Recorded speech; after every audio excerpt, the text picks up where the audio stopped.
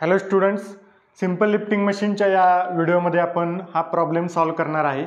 Incline plain या simple lifting मशीनचा हा प्रॉब्लेम आहे. मागच्या व्हिडिओमध्ये आपण त्याचा व्हेलॉसिटी रेशो कसा फाइंड करायचा इन्क्लाइन प्लेनचा ते आपण पाहिलेलं आहे. ते लेक्चर तुम्ही तो व्हिडिओ पाहू शकता जाऊन. सिंपल लिफ्टिंग मशीन असं प्लेलिस्ट आहे किंवा इंजिनिअरिंग मेकॅनिकची जरी प्लेलिस्ट तुम्ही बघितली तरी त्याच्यामध्ये तो व्हिडिओ तुम्हाला मिळेल.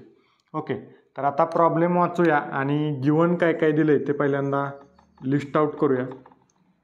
सो डायग्रॅम गिवनमध्ये दिलेली आहे आणि ते वर्ड्समध्ये पण लिहिलेलं आहे. बघूया. A trolley of weight 15 newton, म्हणजे वेट दिलेला आहे W. या ट्रॉलीचं weight W is equal to दिलं आहे 15 newton. Is pulled up from the bottom to the left, बॉटमकडून लेफ्टकडे पुल केली of an incline plane. Incline plane आहे त्यामुळं त्याचा फॉर्म्युला आपल्याला वापरायला लागणार आहे. त्यामुळे हा शब्द पण महत्त्वाचा आहे. Incline plane by a force of 3 newton. Force म्हणजे एफर्ट दिला आहे 3 न्यूटन. हा एफर्ट 3 न्यूटन लागतोय ट्रॉली वर न्यायला. इन्क्लाइन प्लेन दिले ते महत्त्वाचं आहे, कारण कोणती सिंपल लिफ्टिंग मशीन दिली त्याच्यानुसार तुम्ही व्हेलॉसिटी रेशोचा फॉर्म्युला तुम्हाला यूज करावा लागणार. Okay. By force of 3 newton if the height h is equal to 3 metre. h दिलंय 3 मीटर.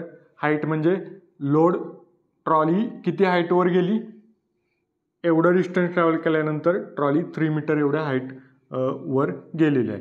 आता and L is equal to 24, म्हणजे एफर्टनं किती डिस्टन्स ट्रॅव्हल केलं 24 metre. What is mechanical advantage, velocity ratio आणि इफिशियन्सी. सिम्पल आहे problem. फक्त velocity ratio वेगळ्या मेथडनं काढायचं आहे. आत्तापर्यंत आपण भरपूर प्रॉब्लेम सोडवलेत सिंपल लिफ्टिंग मशीनमधले. त्याच्यामध्ये व्हेलॉसिटी रेशो दिला जायचा त्यामुळं तो काढण्याची काही गरज पडत नव्हती. पण इथं व्हेलॉसिटी रेशो न दिल्यामुळं आणि तो काढायला सांगितल्यामुळं तो इथं पण लागणार आहे. त्यामुळं मशीन कोणतं आहे ते महत्त्वाचं आहे ते पाहणं. ओके, टू फाइंड बघा काय काय फाइंड करायचे आहे. एक mechanical advantage, second velocity ratio आणि थर्ड इफिशियन्सी. ओके, यासाठी फॉर्म्युले पण आपल्याला माहीत आहेत. आधी प्रॉब्लेम आपण सोडवलेत त्यामध्ये जाऊन तुम्ही बघू शकता ते प्रॉब्लेमसुद्धा. सो मेकॅनिकल ॲडव्हान्टेजचा फॉर्म्युला काय असतोय, load divided by effort W/P. Velocity ratio, आता कोणती मशीन आहे इन्क्लाइन प्लेन. इन्क्लाइन प्लेनसाठी व्हेलॉसिटी रेशो काय असतो मागच्या व्हिडिओमध्ये आपण बघितलं. Velocity ratio L divided by H, म्हणजे 1/sin थिटा. आता इथं काही थिटा दिलं नाही त्यामुळं L डिवायडेड बाय H वापरावं लागणार आहे, कारण ते दिले L आणि H दिले. ओके, सो व्हेलॉसिटी रेशो झाला. आणि इफिशियन्सीचा फॉर्म्युला काय, efficiency is equal to MA divided by VR into 100. So MA आणि VR काढलं की इफिशियन्सी आपोआप निघते. सो असे 3 फॉर्म्युले आपल्याला यूज करायचे आहेत. पहिल्यांदा MA काढू, नंतर VR काढू, नंतर इफिशियन्सी. Okay, solution. MA चा काय formula, MA is equal to W divided by P. First, mechanical advantage is equal to W divided by P. W आपल्याला दिलं आहे 15 न्यूटन. 15 डिवायडेड बाय एफर्ट दिला आहे 3. तो किती येणार, 3 भाग जातोय 5 न्यूटन येते.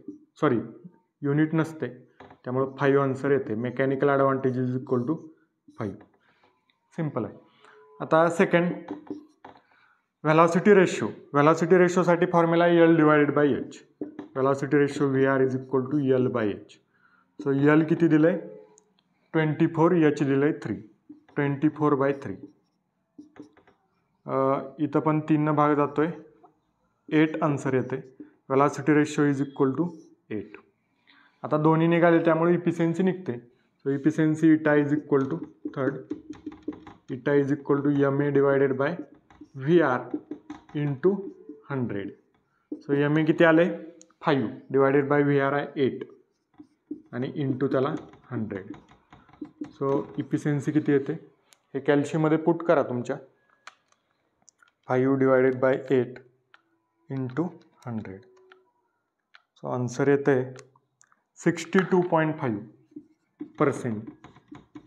एवढी इफिशियन्सी येते. म्हणजे ही रिव्हर्सिबल मशीन आहे. म्हणजे थोडक्यात इथं जर सोडली ट्रॉली तर ती आपोआप परत खाली येणार, म्हणजे रिव्हर्सिबल मशीन आहे. ओके, अशा पद्धतीनं सिम्पल प्रॉब्लेम होता तो असा सॉल्व्ह करायचा. थँक्यू.